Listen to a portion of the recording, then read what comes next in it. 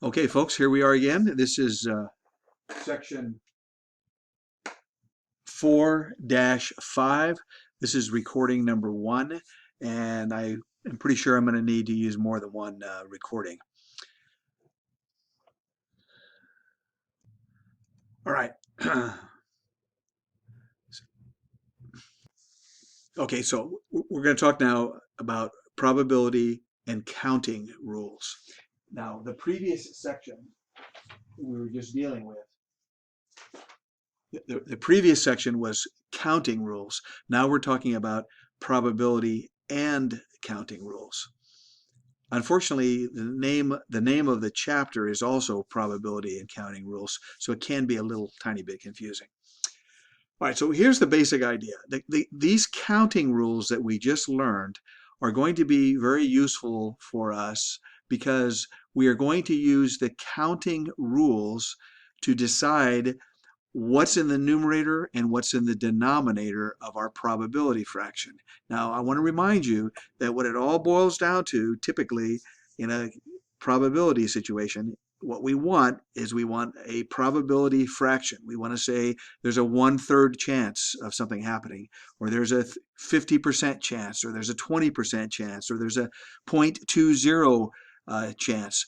However we express it, it's fundamentally, it's a fraction. So a fraction has a top and a fraction has a bottom. The top is called the numerator. What's in the numerator? The numerator is the number of successes, whatever it is that we're looking for. How many heads do we get? How many whatever, okay? And in the denominator is the number of outcomes in the sample space. This concept of this probability fraction, if you need to refresh your memory, it's on page 189 of the textbook. That's for the 10th edition. And I'm sorry, I don't know where that is exactly in the 9th edition. But if you're using the 9th edition and you're looking for it, it's in chapter, or section, I should say, 4-1. It's in the what's called the classical probability paragraph, I guess you'd say. Okay, now listen, it's not as hard as it looks here, okay? We're going to use all of these rules to decide what goes in the numerator and what goes in the denominator. So here's a couple of examples. I'll let you read that, okay?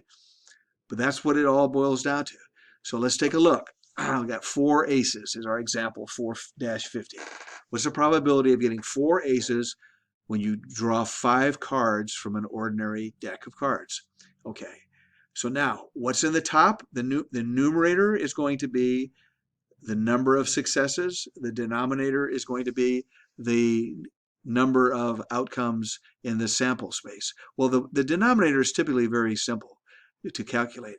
There's 52 choose 5 combination ways to draw 5 cards from a deck. So now do you see that? If I have 52 cards and I draw 5 of them, I'm not replacing them, okay?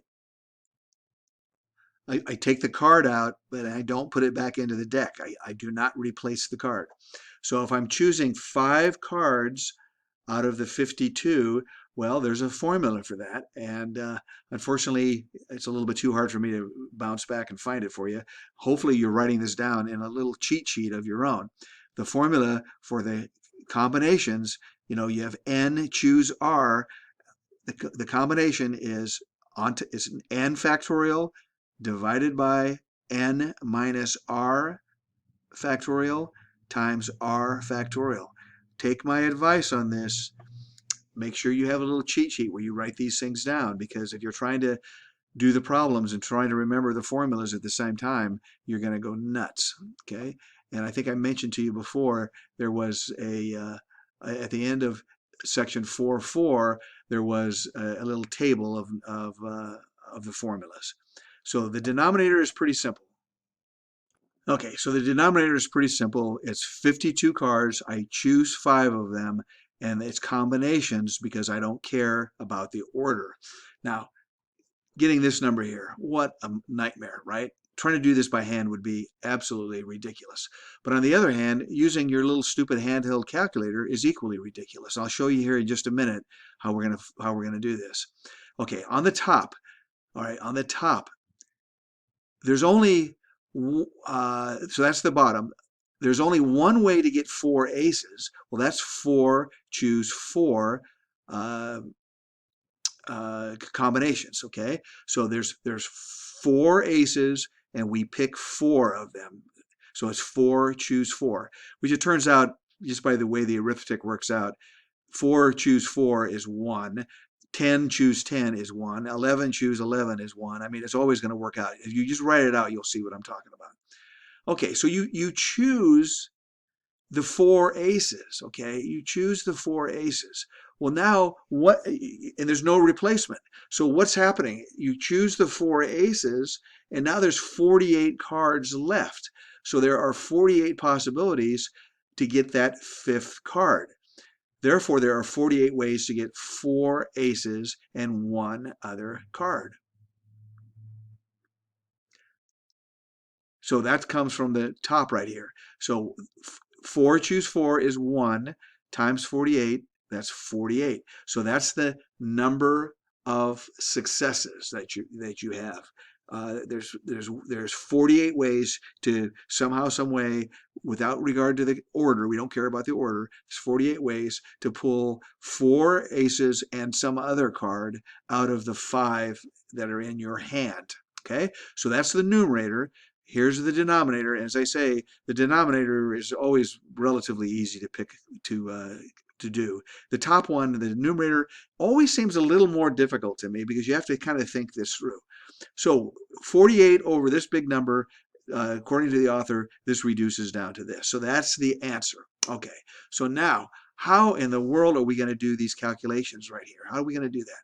Well, you can use your calculator if you want to learn how to do that. I don't recommend it. What I recommend you do is that you use a web-based calculator. So let me show you how to do that. I'm going to pause the video while I get that set up.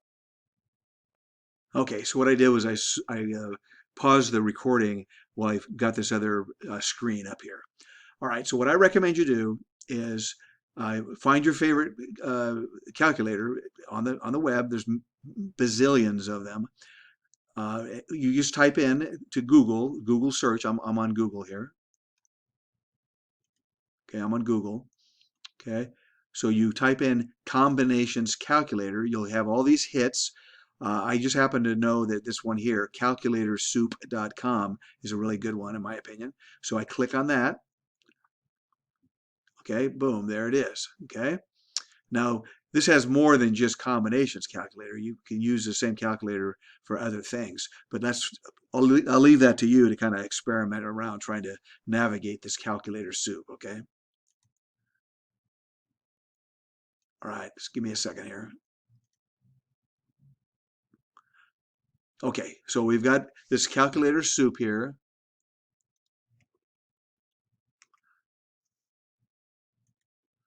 This is my program. It's talking about this N choose R for combinations. Here it is. Now, their notation is slightly different. Now, you're going to see this in various textbooks or on on the internet or what have you. What we've been doing is N choose R. We put the N here and the R here. He's doing it a slightly different way. Here's another slightly different way of doing it. But the formula is the same. As you can see, it's N factorial, and there's N minus R factorial times R factorial. So it's exactly the same as what we've been doing. No, not a problem, okay? So let's take a look here. Our problem that we were just now dealing with was 52 choose 5. 52 choose 5. So N is 52 and R is 5. So 52 choose 5. Hit the calculate and you get this number. Now, this notation may make you a little bit crazy here. Well, actually, here's a solution right here. This right here is kind of a notation. It's 2.59. This is scientific notation. So it's 2.59 blah, blah, blah times 10 to the power of 6. But here it is written down right there. 259, 89, 60, which I believe Gosh, it's so hard to navigate. There it is, 259, 259, 8960, 259, 8960. So we get the exact same answer. So let me close this up. Oh, by the way, the other thing that's really great is that the this this calculator soup kind of explains here what's going on. It tells you how to do it, of course, right here, all right? But then it also talks about, it explains it to you. And sometimes just hearing it from a different person makes all the difference in the world. Maybe the way I'm explaining it doesn't ring a bell. Maybe the way the book explains it doesn't ring a bell. But then this website here will give you another explanation, and you'll say, oh my gosh, now I get it, okay?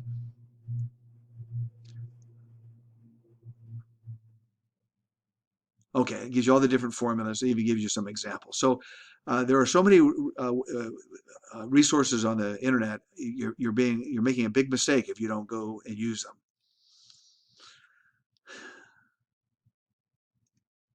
Okay, so that's his first problem here. I hope I helped you understanding this.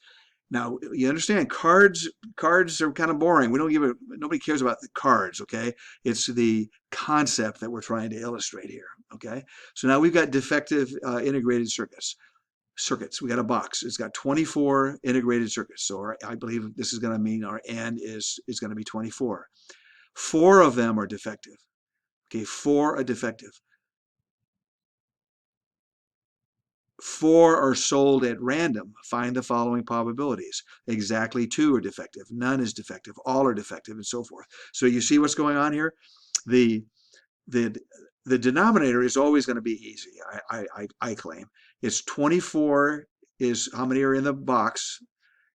4 are defective. So the sample space is the defective circuits. So what is the number of what is the number of outcomes that are in that box? It's 24, choose 4. And if you calculate that out, there's 10,626 ways. Okay, so now the denominator is going to stay the same. You'll see that here. So the top part, that's the only thing we have to deal with. Exactly 2 defectives. Well, you have 4 that are defective, and you choose 2 of them. Okay, we want to know what are the chances of getting 2 defective circuits can be selected. That's 4. 4 of the defectives, out of the 4 that are defective, you pick 2 of them, and then you pick 2 other ones. You're going to pick 2 more, and you pick those out of the non-defectives. Look at that. It's 20, choose 2. 20, choose 2. That's picking 2 out of the non-defective group. So that's why when you pick these 4 circuits, first you pick 2 that are, doesn't matter what order you do it in, but in our minds, we're picking 2 that are defective, and then we're picking 2 that are non-defective. So those are independent events. You multiply them together, you get the numerator, you get the denominator, boom, there it is, okay? Similar remarks apply here. How do we pick 0 defectives? Well, the denominator is the same. Out of the 20 that are not defective, we've got to pick 4 of them. 20 choose 4 is this big number. This fraction reduces down to this, okay? So you get the idea, I hope, okay? Use the calculator, use that calculator soup or some other one that you might like to do the actual calculations, okay? So now, this example here, example 4-52, there, just to add to the confusion, there's a big typographical error in here. Okay, so in your book, at least in the 10th edition, there's a typographical error. They kind of fixed it here, but they kind of cut out a bunch of the steps. So what I thought I would do is I would go ahead and do this one problem, at least step by step by hand, to help you understand it. Now, the bad news is I got to do it on a piece of paper. I got to put it up as a PDF and make a film out of that. So it's a little bit awkward here. I'm going to do my best. So that's the end of recording number 1.